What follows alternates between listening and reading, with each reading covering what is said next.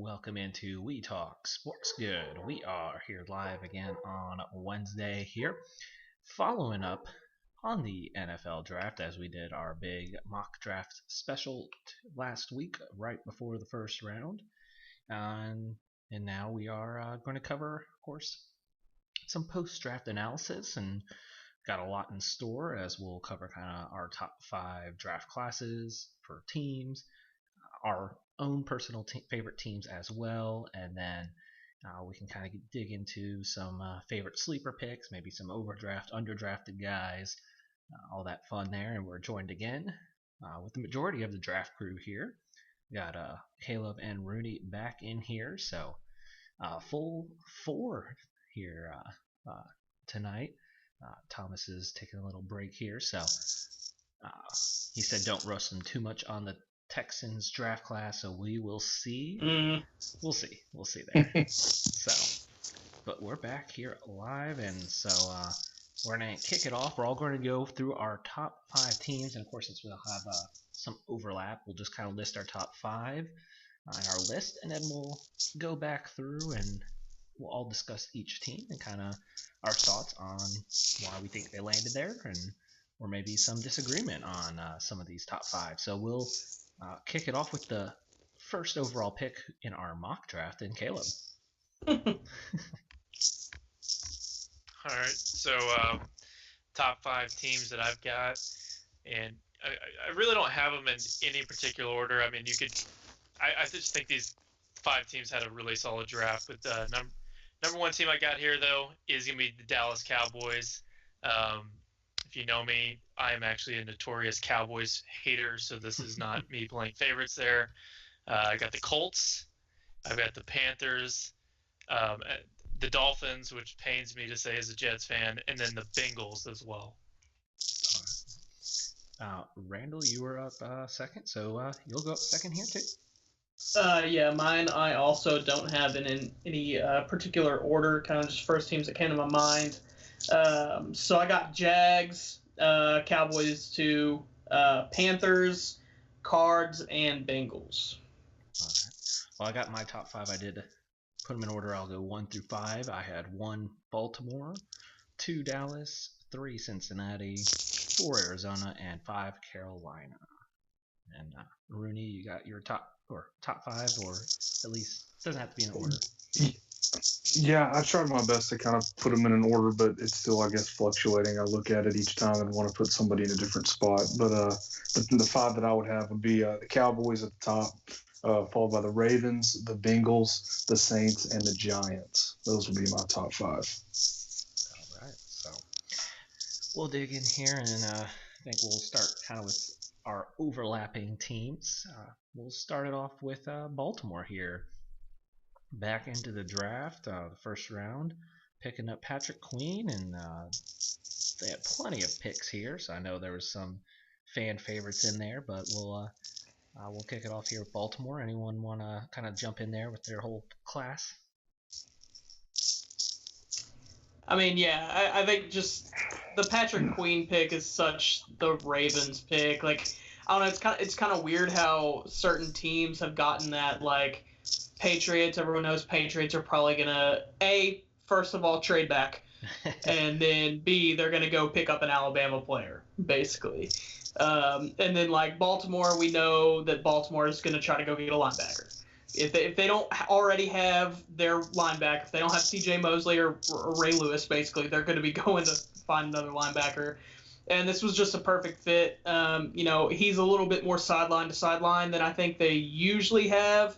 They usually have a little bit more of a thumper in there, I feel like. But I think he'll be a good fit. And then, they actually needed more than one linebacker, and then they end up getting Malik Harrison too. So I think they did really well with that. J.K. Dobbins, that'll be good because, Mark's going to be up in 2022, I believe. So if they don't want to have to sign him back, they can let him go and have JK. So really solid draft for them.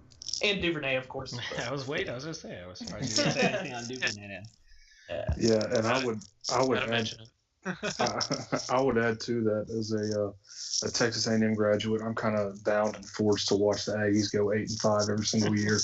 But I will say that the Justin Matabuke pick in the third round, I think is somebody that he will be kind of a plug and play. I don't think he's ever going to be, your top of the line defensive tackle in the NFL. But I don't think you're necessarily looking for that in the third round. You're looking for a guy you can project as a starter down the road who can kind of fill a gap.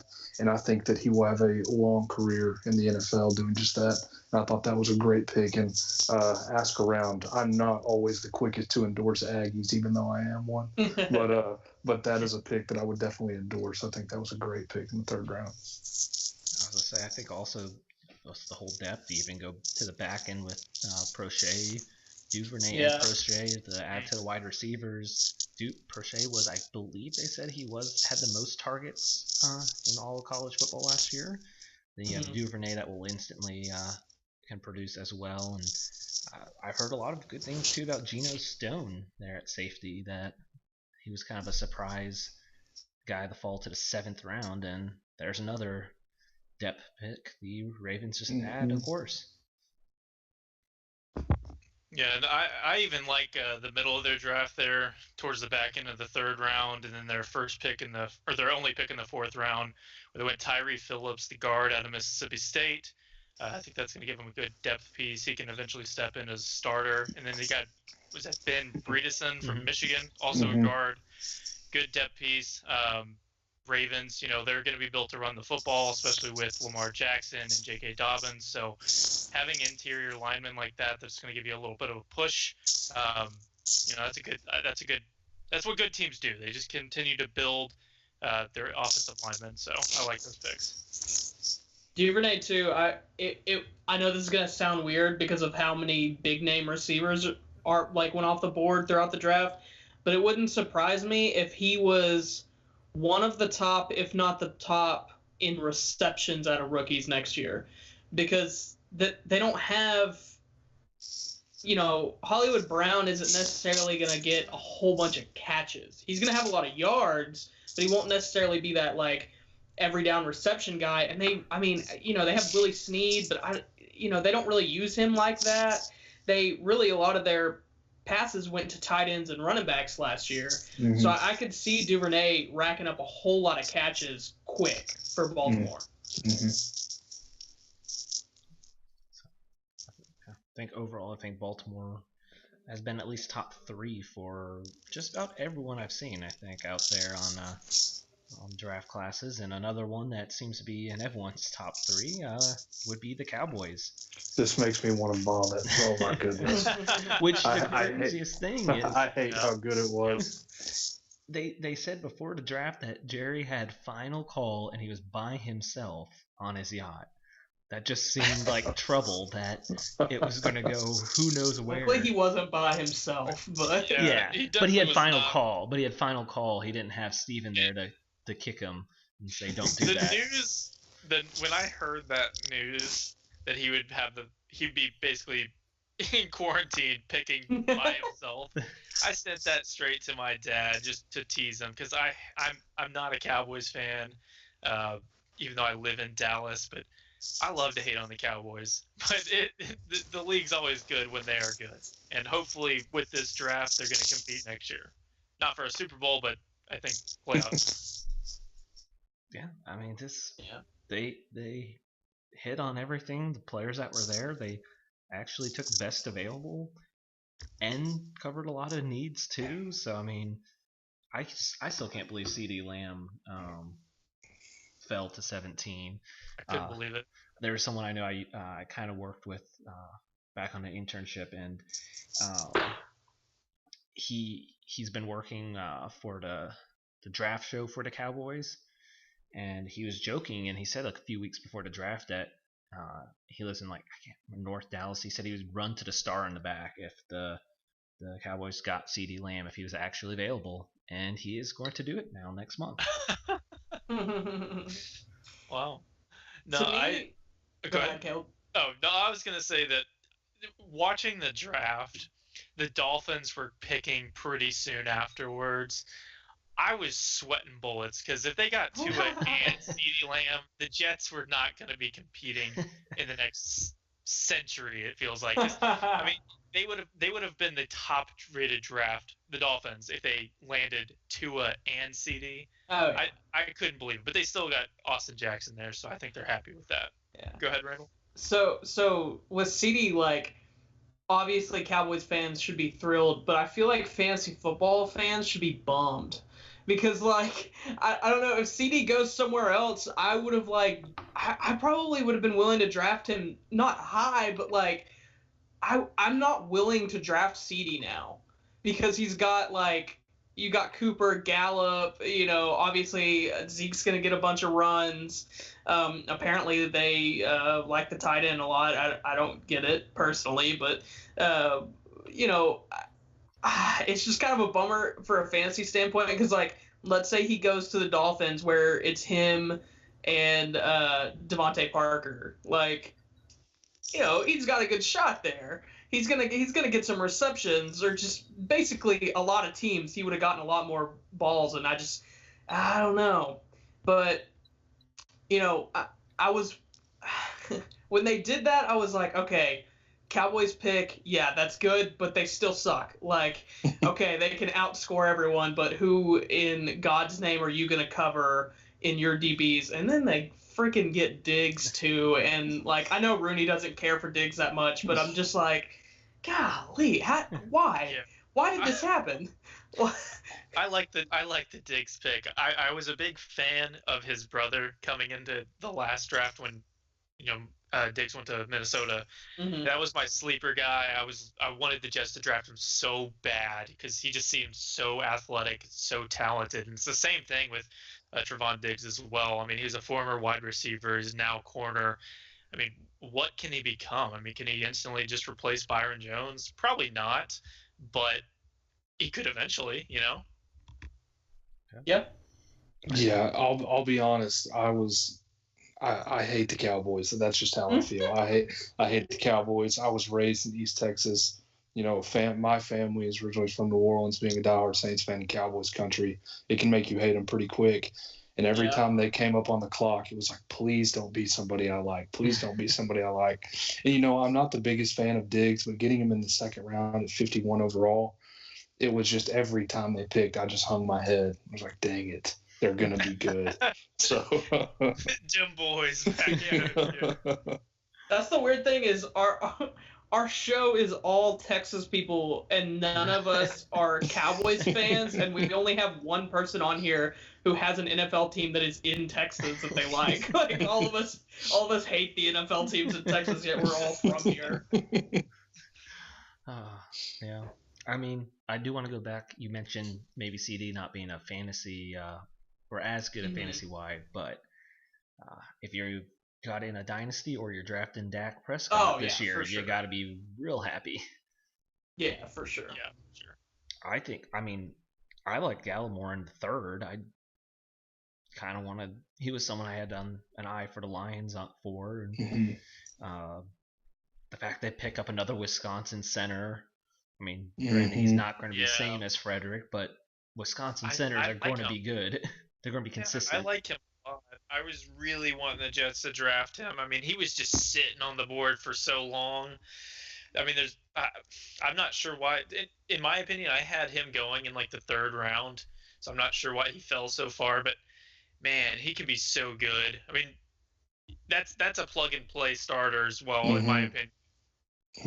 I would agree with that. And you get him in the fourth. I wonder with CeeDee, like, I know obviously on the surface you look at him and you say, hey, now they have this incredible 3 wide receiver set here.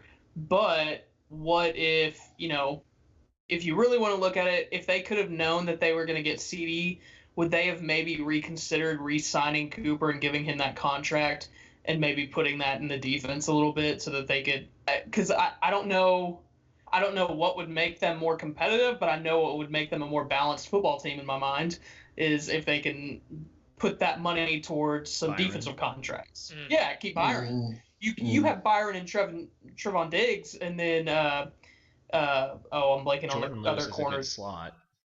Yeah, well, and he's very good in the slot. Yeah. I'm blanking on their corner that's not great, but technically he's going to be their number one right now. Wait, Uh, Cheeto? Yeah. Uzier? Yeah, Uzier. Yeah, he's like an okay number 2. He's okay.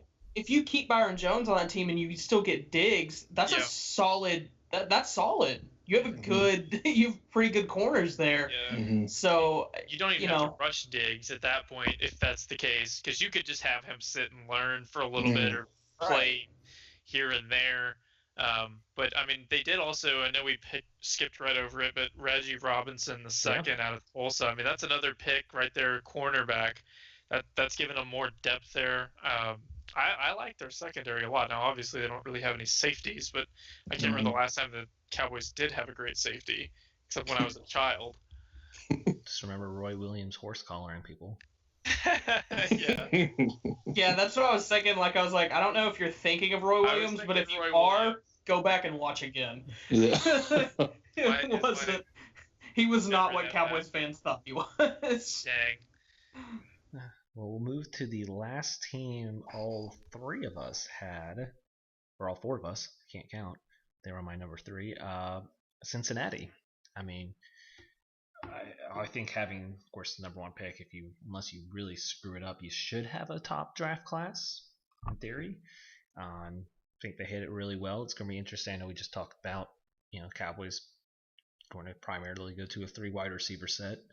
Do the Bengals, I guess, I know obviously there's a lot in question with AJ Green, but are they trying to go to a 3 wide receiver set?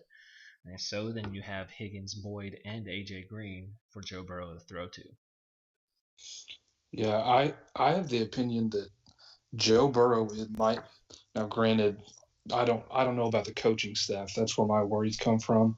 But as far as talent goes, I think Joe Burrow might be coming into the most talented team, picking first overall that we've seen in quite some time. Yeah, I mean, but if you think about it, they really had 2 first-round picks because they're gaining Jonah Williams back from last year, and I mean, Mixon at running back. I mean, he's coming in, and there's not really a deficient area in that offense. Now, again, coaching might be the deficiency there, in my opinion. Zach Taylor has yet to really prove anything. But just as far as true talent, this team is not bad at all. And then you see, I'll kind of skip over T. Higgins, but their 3rd and 4th round picks, I absolutely love. Logan Wilson and Akeem Davis-Gaither, both of those guys were guys I was hopeful the Saints were going to get before. I'll talk about that later. But, I love their first 4 picks especially. Yeah, whenever we were doing our off-season needs, I ended up with the Bengals, and I don't know if you remember this, Dom, but I was like screaming for them to have some type of like help in the run game on defense, and they really linebackers. Yeah, I was like linebackers. You said throw the house at tackle other than Geno. Yeah, I was like, for the love of God, because I'm pretty sure if I'm remembering right, they were dead last in rush yards and maybe rush touchdowns this past year. So they were really bad, and they really needed some help. And I think I think they potentially get an absolute steal in Logan Wilson. Like, I can see him being a Pro Bowl linebacker. And then Akeem Davis-Gaither's, he's going to be really good too. So, but the T. Higgins thing, I think that's actually them, because did they re-sign AJ Green, or is he still? I can't really remember how it went down. Tagged. Yeah, I think they franchise tagged him, and they have come out and said that they wanted to get him re-signed to a new long-term deal. I don't know, man. I think they I think that tune might change if he can't stay healthy again this season, and let's be honest, he's probably not going to stay healthy again.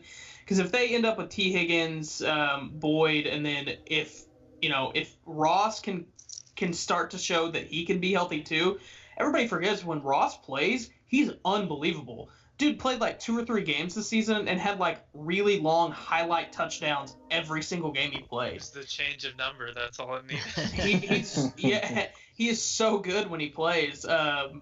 But they've just had some health issues there. But only thing that I wish they could have addressed too was, maybe gone edge a little bit earlier, and then I think they really need to probably should have got a tight end, because I'm not sure about their tight end Mhm. position right now. I think that's a little question mark for them as well. But other than that, and then I think their O line's young, but they might end up having to replace some interior pieces there. But yeah, I think they did a really good job here.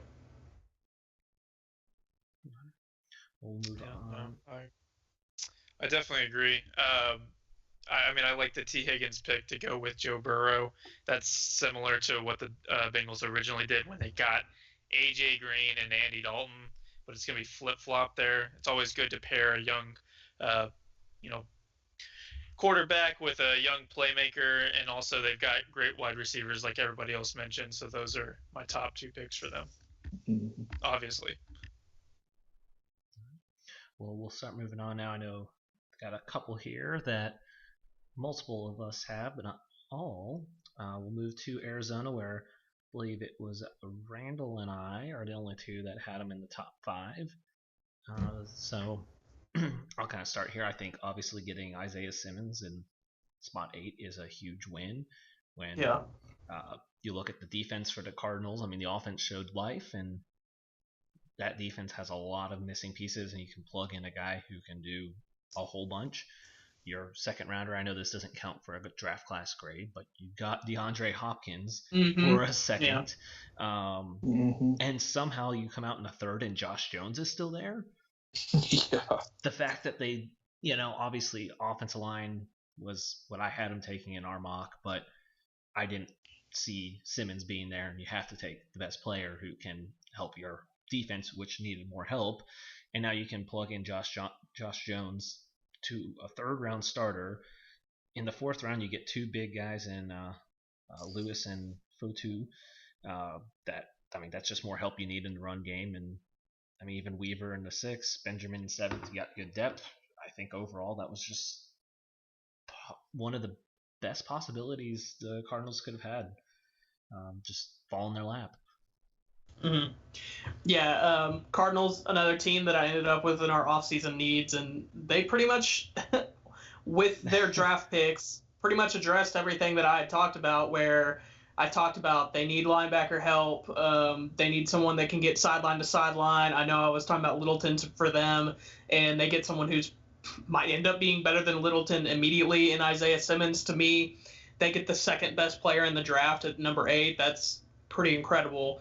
I talked about that, their offensive line didn't appear as bad as it was this past year, but they still needed to address it. They addressed it with Josh Jones, somehow getting him in the 3rd round. Don't understand that. And then I talked about how they really needed to get a true number 1 for Kyler, and they go out and get maybe the best true number 1 in all the NFL right now. I know me and Rooney here would argue that he's not necessarily the best, but that's just us. But and then they had some defensive troubles with the run game, and they go get a kid from Utah, and then Lawrence from LSU. So I think that Lawrence pick can be a steal too in the 4th round. So yeah, I really liked what they did here, especially that Josh Jones pick. That one's kind of weird to me that he dropped to 3. I don't know if GMs know something that we don't, but I was really surprised because I thought he had a slim chance of ended up going at the end of the 1st, and drops down to the 3rd. So I don't know. Maybe they know something we don't. Yeah. I've seen people think that maybe it's because he's could be just a right tackle, but he was a 4-year starter at left, so I'm not really sure. Maybe there is just something that we're all missing there. Yeah, I don't know. All right. Well, I believe the next up would be I have Carolina, which that falls. Oh, 3 of the 4 of us have with Caleb, Randall, and I, and the rare, but all 7 for 7 defensive player draft.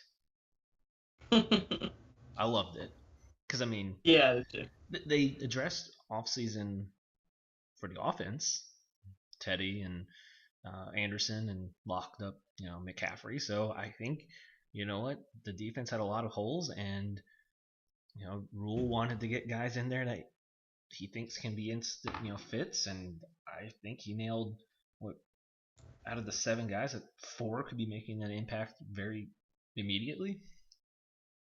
Mm-hmm. I know Chin was absolutely. one of your favorites. Oh yeah, dude.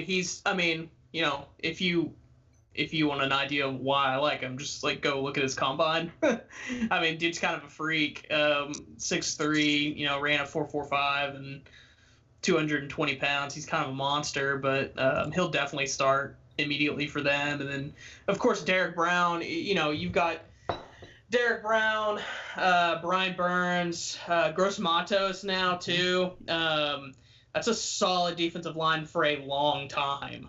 And then, I think the Troy Pride pick was really good too, especially for 4th round. I feel like he probably should have gone in the 3rd round to me, really, like early mid 3rd round, and they get him in the 4th, so that's good value. I think they just did really well here, and they've built a defense that's going to be good and disruptive for a very, very long time. I think even being a rule guy with Bravion, that's just going to be good run help. Not a lot of time on the field probably, but he's 6'1", 330. He'll help in the run game, which they were in the 20s, 25th, 26th there, and they got a little XFL action with Kenny Robinson. Yeah, I think the only thing that they didn't necessarily do that they probably wanted to was find I'm not going to say replacement because it's kind of hard to replace him, but the replacement for Kuechly. I think they probably would have wanted to do that in here, but the way it fell, I'm sure they're happy with it. So Caleb, I know you had him here in your top 5, so I'll let you jump in too. Yeah, no, I follow the Panthers a lot, but I'm sure they're gonna be very happy with Derek Brown falling to them at pick 7. So I really did think they were gonna go Simmons when he was still there on the board, but I think they're very happy with Brown. He's arguably a top 5 player in the draft. Gross Matos also is a solid pick on the edge. I think that's also what, just kind of reiterate what Randall said, that's going to give him a long-term success there on the defensive line there. Jeremy Chin, I know Randall had mentioned Jeremy Chin, I think in our pre-draft show. I haven't watched a lot of tape on him, but I've been meaning to get around to doing that. Troy Pride was a guy that I was really hoping the Jets would just try to get, but they ended up getting Bryce Hall in the later rounds, so I'm still happy with that. Kenny Robinson's going to be a solid depth piece. Roy also there, another defender on the defensive line, and then they also added Stanley Thomas Oliver as their last pick from FIU. Go Panthers! Former wide receiver, he made that switch to corner. It paid off pretty well for him. So that could be a nice special teams player, nice depth piece there. Who knows? You got to take a flyer on a guy like that. He ran a 4.48 as well. Shout out to FIU and our friend Anthony Johnson Sr. over there. Yep. We need to get him back on the pod, man. We do. See how his experience with the XFL before it ended went overall. Yeah, we gotta shoot him a DM. I know he made a couple of highlight plays. I remember seeing him jump out there for well. the Dragons. Yeah, so we'll move on to the only team on Rooney's list, or the only team, or one of the teams that none of us had, but Rooney did, and the Giants. Yeah, so my thing with the Giants is if you look at their draft, I think they filled a bunch of needs. And I can't tell you looking at this draft that I think that, any of the guys they picked are going to be an all-pro or anything like that. But I just think they had such a safe and solid draft that you don't really look at any of these guys and see like, man, like that was a reach or he's going to be a bust. I think you know what you're getting with all of these picks. I know with the 4th overall pick, whenever they go Andrew Thomas, some might have considered that a reach, but in all honesty, everybody kind of had those top tackles clumped in the same class, so it was kind of just pick whichever you liked. I think he's going to be a solid starter for them, and whenever you invest in Daniel Jones and Saquon over the last 2 drafts, I think that's obviously a wise decision to go, or a wise direction to go in this year. And then Xavier McKinney falling, a lot of people had him projected as possibly a top 15, top 20 pick, him sliding to the 2nd round. I think that was a great value pick. And then just kind of running through their board, Matt Pert, I think he is going to be a guy that we will look around and he will have a 10, 11-year career where he's been a solid starter wherever he's gone. I really like Darnay Holmes. I like him kind of as a nickel slot guy. Kind of a shorter guy, so he's going to have trouble on the outside. But I think you have a clear vision for where he's going to play at the next level. And then an Oregon lineman, those guys are kind of my draft crush or one of my draft crushes this year because, man, that unit was just so good. And I think Shane Lamo, I think he's going to end up finding a way into that starting offensive line there for the Giants.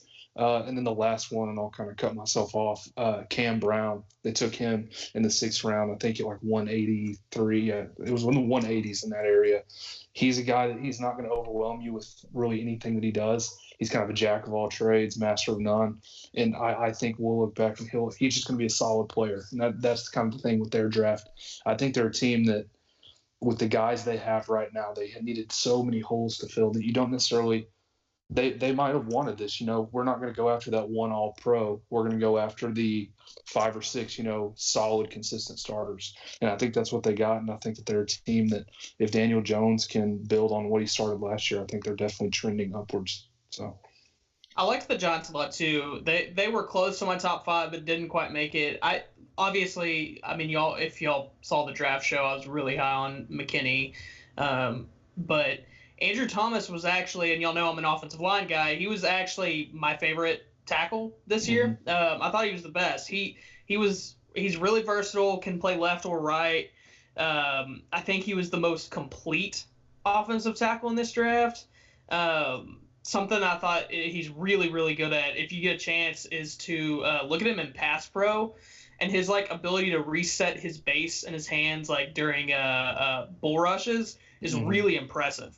That's a really difficult thing to do, and he does it with such ease. It's pretty impressive. But I really liked Thomas, and then McKinney, I feel like will end up being a steal for them in round 2. Yeah, I think McKinney is just your Landon Collins 2.0, but more athletic. I think he'll do more. He'll do more in the passing game, but he'll kind of be that alpha male at the back end of their defense. Well, and pairing him with Peppers is awesome. That's you have 2 really good safeties now, and then Peppers is so versatile. You can kind of do anything with him. So like I said, we might not look back in a few years to see any all pros on this list, but I think we'll look back and see solid starters and no busts. So, and I mean, that's what half the teams in the league would ask for, no busts in their draft. So yeah, I think they definitely improved as a team overall. And I had Pert as one of the guys on the Jets' radar. I was hoping that we could get him as well, because I see him shifting inside to guard and having a long career there instead of a tackle. But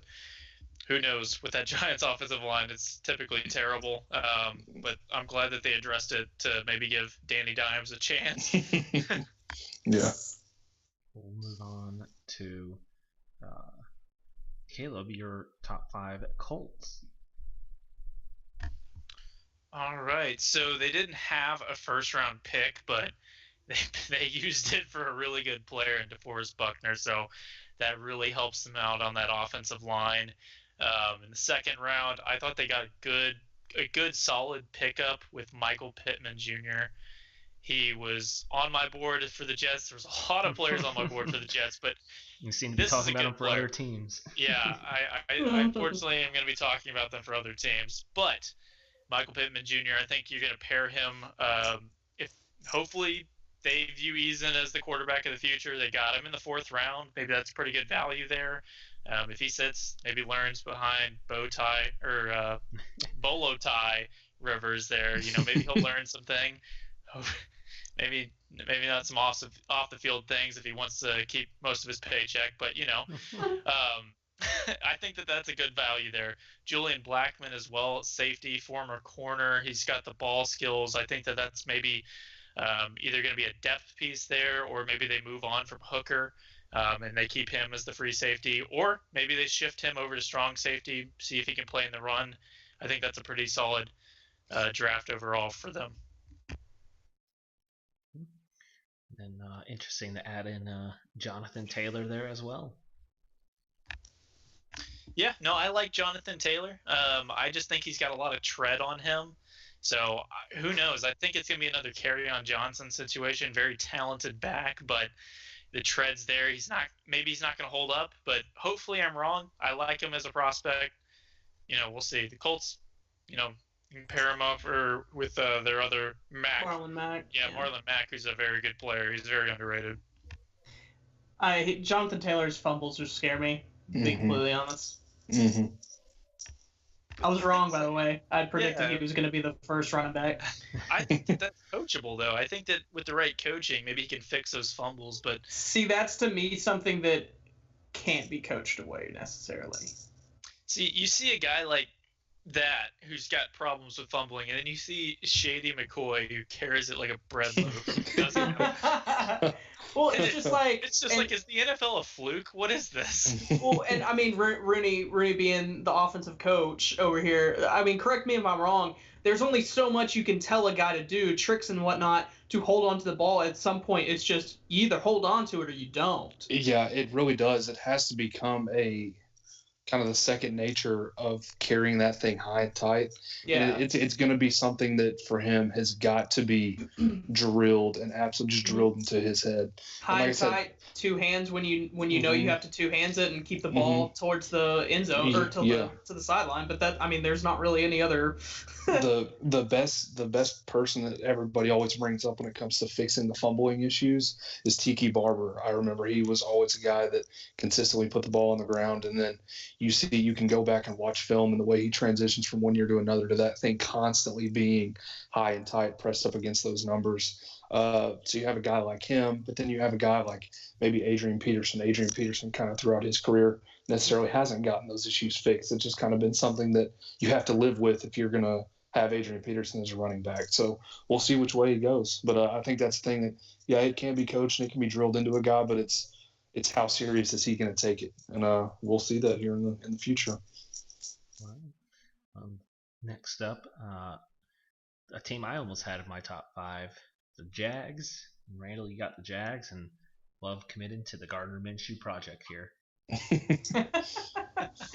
Was I the only one that had the Jags in there? I had the Jags. Considered it. And then I decided to bump them out of 5 to 6 because of Cincinnati. Okay. So I feel like they did just about everything right, and they covered all their bases for me. CJ Henderson, is it maybe a reach at 9? I don't know, but they really needed another corner here to try to replace Ramsey. They desperately. So they end up getting CJ Henderson. They really needed edge rush because we'll see if they lose. I'm not even going to try to pronounce his name because I always mess it up.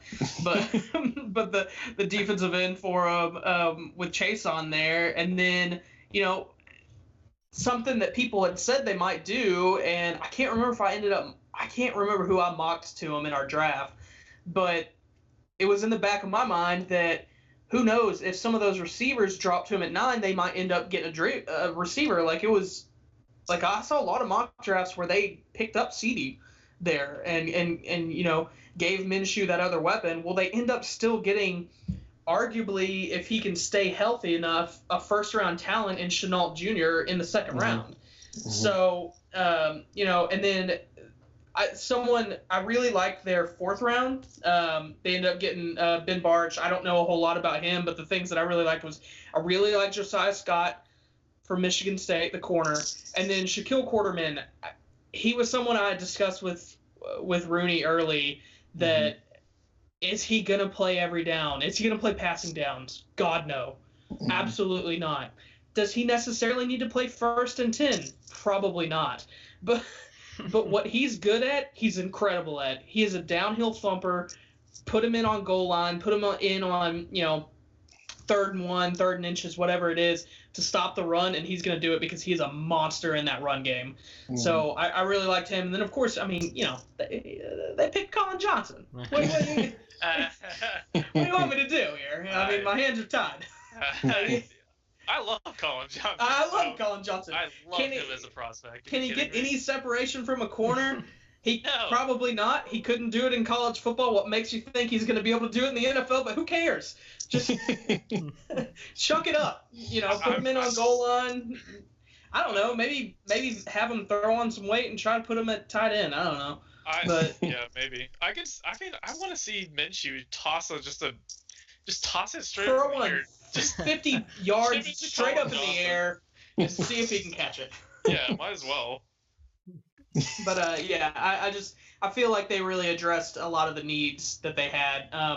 I was interested to see if they went running back. They ended up not going running back, but with everything that's been going on with Fournette, so that leads me to believe that maybe they are not gonna trade Fournette right away. Maybe So- after the year.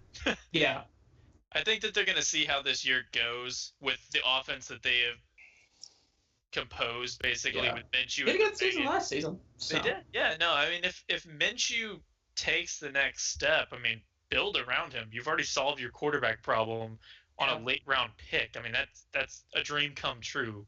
I'm not saying he's going to be like Tom Brady or anything, but Hey, I'll tell you who has he's the been most saying interesting that. man in the NFL, at least. Dom's been saying he's Tom Brady for the past like a year. Yep. Who? I'm calling Minshew? it. Yep. Ooh. To Maybe- be fair, I maybe didn't say he was wasn't going on to it be yet. the same level, but I said potential for the late round turnaround and turn the Jags into a consistent winner. No, he said, I would- he said, and I quote, "He will be better than Brady." I don't know if I said that. I would love it if he turned the Jaguars around. If anyone knows me, I spent some of my childhood living in Jacksonville, and I got to go to the games as a kid for free. So spent a lot of times watching Byron Leftwich Yeah. and David Garrard. Both outstanding people, but not the best quarterbacks. Outstanding people. Outstanding people. That's awesome. Well, we'll move on here. I think we got one more before we just let you guys go off with the Saints. Caleb, you had the Dolphins here and their millions of picks. The mighty Dolphins. The mighty Dolphins. Yeah, I'm so angry that I have them in my top 5 because I hate the Dolphins. I mean, the only Jets game that I ever went to in person was the Jets versus Dolphins game in Miami when I lived in Jacksonville. It is so weird for me to hear somebody say they hate the Dolphins. It's such a random team to hate. Yeah, well, I mean, it's not random for you, I get it, but, like, it's just a weird thing for you to hear. Like, of course, being from Texas, we never hear anybody be like, man, I really hate those Dolphins. Those Dolphins are going to give us trouble this year. Now, honestly, just maybe don't rush Tua immediately, and he's, let's see if he can make it through practices and everything, walkthroughs, all that, off-season programs if we have any, before you just give him the starter job. I mean, you still have Tannehill, and as far as I know, is Josh Rosen still on the roster? I'm pretty sure. He still is. I think that, honestly, I wouldn't be too surprised if they keep 3 quarterbacks on their roster this year, and that's going to be Fitzpatrick, Rosen, and Tua. And I think that people are going to be a little bit surprised going into the season that I think that that's what's going to be listed as their depth chart initially, because I don't think that they want to throw Tua straight into the fire. I think that they're going to roll back out there with Fitzpatrick as the starter, and Rosen probably is going to get the backup job just because he's got some NFL experience. Later on in the first round, they went and got Austin Jackson. I loved Austin Jackson as a prospect. I took him for the Vikings, I believe. Or did I take him for the Vikings or the Titans? I think it is Titans. Titans, because you messed Randall up. I messed I Randall up. literally traded back for him, and then it ruined me. Yeah, so Austin Jackson, I think that's a plug-and-play guy as well on your line. Then I'm not even going to begin to try to pronounce Igbenogwa, I believe. Igbenogany. I just looked it up. So I've saw a recent article about this guy because initially I laughed at the pick and I was like, what are they doing? They screwed up their draft. No, I'm wrong. This guy could be insane. I mean, I believe he's only played as corner for 2 years. For his parents his mother was a 2-time Olympic caliber track athlete. I mean, this guy can return kicks. I mean, he can cover. their secondary is scary. I mean, I'm actually terrified for Sam Darnold. I mean, what are we gonna do? And then later on, they get Robert Hunt. They address the other side of the tackle, so they instantly have 2 tackles to just throw in there. Their offense is just insanely redesigned now. They get Raekwon Davis out of Alabama, a draft crush player I had, Brandon Jones, because he's from Texas. I mean, looking to last year, people kind of thought Brandon Jones might be a first-round pick. I mean, there was talk about Brandon Jones being a high pick. And then, obviously, he didn't put it together last year, and Texas disappointed everybody, including me and Randall. But Brandon Jones, if he's put in the right situation with the right coaching, I mean, with Brian Flores, I think that they've got the right coach. Because they were supposed to not win. They were not supposed to win a game last year. And I hate that I'm raving about the Dolphins right now, but it's just insane. It's insane to me. Those are all starting caliber players that they've drafted in the first 3 rounds, and we're not even done with their draft. They got Solomon Kinley from Georgia. That's a guard. I mean, another depth piece there on the line. Maybe he can become a starter later on. They got a defensive end from North Carolina, Strobridge, Weaver from Boise State on the edge. A great pick right here, but it's such a goofy thing to draft in my opinion, but I love it. Drafting a long snapper from LSU, Blake Ferguson, it's incredible. And then might as well take a round 7 flyer on Malcolm Perry out of Navy. Who knows what he can be? I mean, maybe he's going to be something good. Maybe they can do some sort of wildcat offense with him. Who knows? I mean, they could do a lot of things. I love their draft. I would arguably put them as my top draft. Wow. Well, we'll let you guys have some time here for the Saints with your with their four picks. Before we start, I just want to say with the quarterback situation in Miami, I feel like I don't know why, but I just feel so weird that Josh Rosen's going to end up being a Patriot.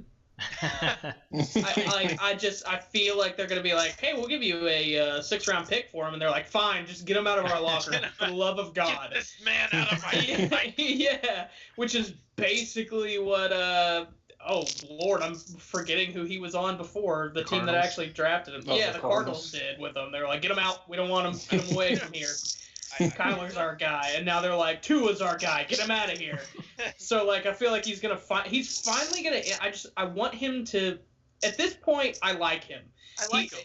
I like him a lot, and like, I want him to go somewhere where where he flips everyone off as like, hey, F y'all, all of y'all that were just like, we don't want you.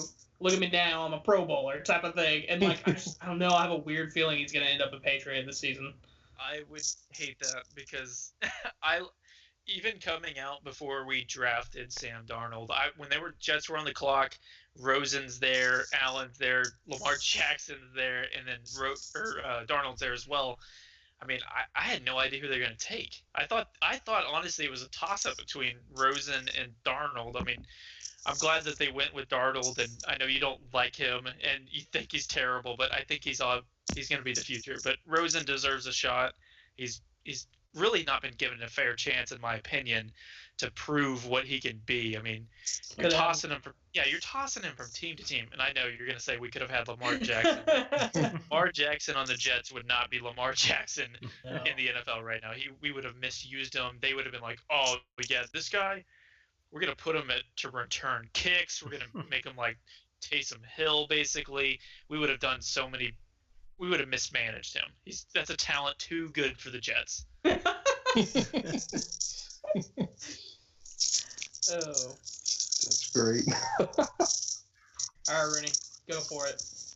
Okay, so I'll start mine off. My last team in my top 5 was the Saints. And I'll be honest, it was a toss-up between the Saints and the 49ers because I think they had similar types of drafts. These are teams that are obviously right there and going to be in the hunt for the Super Bowl this year. And it was more about quality over quantity. And I love the 49ers first 2 picks, getting Kinlaw and then Brandon Ayuk. But the fact that they had to sit around until round 6 and 7 to get their last 2 picks, it was just such a slide, just such a kind of gap of talent there, where I think the Saints came out with a more balanced class. The thing I love about the Saints draft, I'm glad I kept the text message with Randall. I told him about a week before the draft. I said I feel it in my gut that we're going Cesar Ruiz, and I've had a crush on Cesar Ruiz this entire draft process. And whenever we picked him, it was just like I've been expecting this to happen, and I already had it put in my mind what was going to happen. And now with the Saints offensive line, you now have 2 All-Pro tackles and Armstead and Ramczyk. You have Andrews Pete, who is a guy that whenever he's made the Pro Bowl a couple times. I'll say I won't go on a rant about Andrews Pete, but he's a quality NFL guard. And then last year. Yeah, and then you will now have Cesar Ruiz playing center, and Eric McCoy is going to be kicked to guard. And then you have continued depth with Nick Easton and Larry Warford if they don't decide to move on from him. So you now have a 17-game season in the NFL, and you now have probably the deepest line in the NFL. So I think that was a great pick. And then the second pick of Zach Vaughn, of a guy that I would have projected to go in the first round. I think if for anyone that watches the Saints at all, I think this is Demario Davis 2.0. And he's a versatile guy. If you watch Demario Davis, he's a guy that can blitz. He can go get after the passer, but he's also so solid in pass coverage. And I think it's great for the Saints who operate mostly out of nickel in their 4-2-5. They'll now be able to have Demario Davis and Vaughn on the field at the same time. And as Demario gets later in his career, probably gone in the next year or so, you have a guy who can kind of slide into that role of, he can line up as an edge rusher. He can line up as an off-the-ball linebacker. He can kind of do it all. So I truly feel like the Saints got 2 first-round picks. And the fact that he fell to the third round because of a diluted sample, I don't know. I'll take it. I'll take the other 31 teams letting him go. Then the other third-round pick, which the Saints gave away all of the rest of their picks, they gave away round 4, 5, 6, and 7 pick to go get this guy, Adam Troutman from Dayton. Again, quality over quantity. The Saints targeted their guys and they went after him. He was my number 1 tight end on the board. I would say his value kind of fell into the middle of the second round, late second round, and to get him at the very end of the third, I think right there you've picked 2 starters, and then Troutman, I think in time will develop and be, I think a comp for him is Jason Witten. He's not going to be an incredible athlete. He's not ever going to run past a guy, but he knows how to set up his routes. He has consistent hands, and I think he'll be a guy that's featured heavily in the future of the Saints offense. And then last, a little bit more like Rudolph. See, I can see that as well. It just, I look at him and he's a bit, I know sick coming from a guy who's 5'10", 5'11", like 190. I can't really call him small, but he's 6'5", 255, which you hear those numbers, you think, wow, he's huge. But he looks almost like he could be just an inside receiver, like a true Y receiver. He's thinner, so that's kind of where I think that it's hard for me because Rudolph is just such a physical, like big guy. And then lastly, taking Tommy Stevens. I'm sitting there not really caring about the draft and seeing the Saints icon all of a sudden pop up on the board. And we draft Tommy Stevens, who is essentially in line to be the new Taysom Hill whenever Taysom Hill becomes the next Drew Brees, for lack of a better description. I mean, I could take the pick or leave it, but then finding out why the Saints did it made me love it. I read an interview with Sean Payton. He said that they knew that a fellow NFC South team, which has now been leaked, it was the Atlanta Falcons, already had him lined up as an undrafted free agent, and his agent was no longer answering phone calls. So they knew, the Falcons are going to get this guy. He's committed to go to the Falcons. Well, Sean Payton and Mickey Loomis talk to each other and say, you know what, screw the Falcons. We're just going to go get the guy. And they give up a 6th-round pick next year to go take him right out from underneath them. And whenever we can take away from the Falcons, it's an A+ in my book. So, and I think the way that they played the draft was smart too. The Saints have never been big into compensatory picks. They're going to have a 3rd and a 6th next year, which is why they traded a 3rd and 6th next year to move up. So next year they should be in line to have a pick in every single round. And I do. It was a small class, but I think all of those guys are going to be quality players, especially those first 3. What do you think the over/under is on years till we see a Tommy or Lamar Jackson's the poor man's Tommy Stevens article? Oh my gosh! Even as much as I love the Saints, hearing that article made me want to vomit because it was such a terrible comparison. Oh my gosh! What? You didn't see that where I can't remember Who wrote that article? I can't remember. I can't remember who wrote it, but basically somebody had said that Lamar Jackson, who just won the MVP, is a poor man's Taysom Hill. I just was in disbelief. And this was a legitimate reporter. Like, he had a check by his name on Twitter. Like, said this, and it was sickening. It was because Benjamin Criddle. Not sure who that is. Oh my gosh, it was terrible though. But yeah, no, Stevens. I mean, I knew him in Mississippi State as a guy who couldn't really hit the broadside of a barn. But then you hear that Sean Payton asked him to send videos of him running routes and asked him how he would be willing to play, if he would be willing to play special teams. He's 6'5", 215, runs, I think they said like 4.5 in that area. So a supreme athlete that you'll kind of see, as Sean Payton has alluded to. I guess we're rolling with Taysom Hill after this year when Breeze retires. And he's the Taysom Hill after Taysom Hill. Exactly. So, yeah, I mean, like I said, that pick, I could kind of take it or leave it. But just how much I love those first three. When you're a team that people are saying is a piece or two away, and you come away with what I would grade out as 2 first-round picks and a second-round pick, I mean, it's hard to tweak that. Because, I mean, if the Saints go out there and make 7 or 8 draft picks, 3 or 4 of those guys aren't going to make the team with how deep the roster is. So, I mean, you got to go quality, and I thought the Saints kind of executed it to perfection. So I'll get off my soapbox now. Randall, we'll give you a couple minutes there on Yeah, the Saints, and then Caleb, you can finish up with the Jets. Only thing is, to me, I like the draft contingent on one thing. I think we have to trade Warford before the season's up, or before the season starts. Because to me, even without him, we still have the best depth in the NFL in the interior line. We don't need him to have that, because we have Easton, Clapp, and then Cameron Tom can back up center if all hell broke loose. But I feel like we don't need him. We don't need his contract if we are gonna do the things with Aaron McCoy and Ruiz. Get him off the contract, sign a veteran corner, because God, I don't want Patrick Robinson as our backup. That just sounds terrible. Oh, right, and right now he is. If Janoris or Marshawn goes out, Patrick has to play. So, I don't want that to be a thing. I know that they like Traquan is the third receiver. I don't trust him being healthy the full season necessarily, and I know we have a little bit of disagreement on Deontay Harris. We actually have a bet sitting on the table for a little Deontay Harris Traquan Smith action this season, but I would still love to get one more receiver, a veteran. I mean, hell, let's go get Des Bryant. Let's go pick him up again. He liked us, right? He liked being with the Saints for the one day he was there. DX. But we need to get rid of Warford and either get a corner, get a wide receiver, another safety, something. Because I will not be happy with this draft if we don't get rid of him necessarily. I will be happy with everything else, just not the Ruiz pick necessarily. All right, Caleb. Last couple minutes. Give us the Jets. All right, so Jets had a lot of needs. that's a fair argument there. So Mekhi Becton out of the first round there, I like him. I was kind of tossed up between, are they going to take CeeDee Lamb here or are they going to take Becton? I think both are good fits in the offense.